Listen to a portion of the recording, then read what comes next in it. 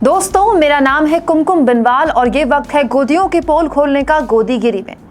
बहुत से लोग मुझसे सवाल पूछते हैं कि मैं मीडिया की पोल क्यों खोलती हूँ, मीडिया को लेकर वीडियोस में क्यों बनाती हूँ। चित्रा त्रिपाठी जैसे एंकर ने तो मुझसे ये तक कह दिया, आरोप लगा दिया कि मेरी खबरें दिखाकर कुमकुम बिनवाल को व्यूज मिलते हैं। लेकिन दोस्तों, जब एजेंडा के तहत एंकर देश के जनमानस में जहर घोलने का काम करें तो मीडिया की आलोचना करना जरूरी हो जाता है, ऐसे वीडियोस बनाना जरूरी हो जाता है। दोस्तों, हमारे ज्यादातर वीडियोस आपने गौर किया होगा बीजेपी सरकार या मोदी सरकार से सवाल करने वाले होते हैं, लेकिन हम कभी नहीं कहते कि बीजेपी का कोई भी नेता या कार्यकर्ता देश से प्यार नहीं करता। बीजेपी हो या कांग्रेस हो या कोई भी दूसरा दल हो, हर पार्टी की विचारधारा से जुड़े लोग देश से प्यार करते हैं। हम सब देश के नागरिक हैं भाई। सवाल केवल सरकार की नीतियों और नेताओं के व्यवहार पर उठाए जाते हैं। उनकी देशभक्ति पर कोई कैसे सवाल उठा सकता है और एक पत्रकार कैसे ये कर सकता है। लेकिन सुधीर चौधरी जैसे एंकर जब एक पार्टी को किसी पार्टी के प्रवक्ता की तरह बदनाम करने पर उतारू हो जाएं तो वीडियो बनाना जरूरी हो जाता है, क्योंकि सुधीर चौधरी जैसे पत्रकारों का और आज तक जैसे चैनल की जो रीच है ना, वो बहुत ज्यादा है और बेशर्मी से ये कह रहे हैं कि कांग्रेस के लिए तिरंगे का मतलब एक परिवार का सम्मान है।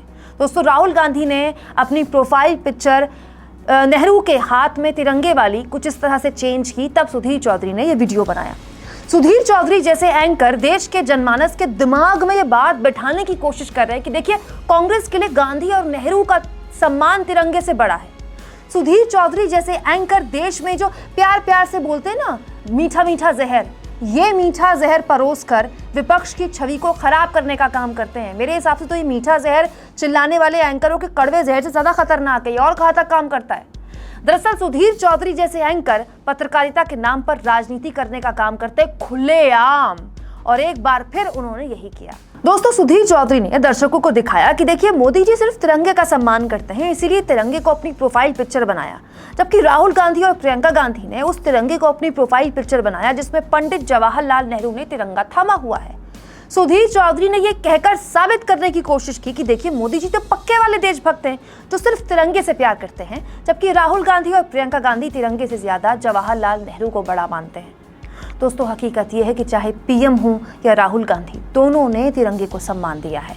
अगर राहुल गांधी ने देश के पहले प्रधानमंत्री की फोटो तिरंगे के साथ लगा दी तो इसमें क्या बुराई है भाई। लेकिन विपक्ष की छवि को ब्लैक करके दिखाना, इसी को कहते हैं शायद सुधीर चौधरी का ब्लैक एंड व्हाइट।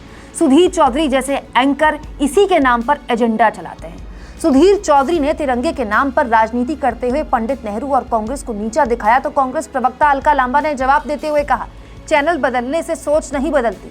जिस सोच को संघी दीमक चाट गया हो उसके बारे में अब क्या कहना। संघी भाजपाई गोदी मीडिया, गोदी एंकरों को स्वतंत्रता सेनानियों से आखिर इतनी नफरत क्यों।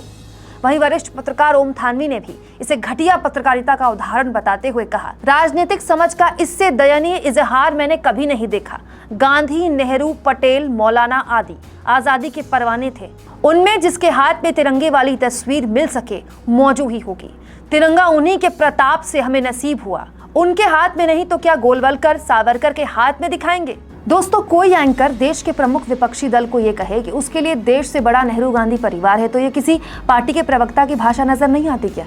इसीलिए ऐसे मीठे मीठे जहर से ना सावधान रहिए, खुद भी और अपने दोस्तों को भी रखिए, क्योंकि ये आपके दिमाग को अंधेरे में ले जाकर आपका माइंड वॉश करने की कोशिश कर रहा है।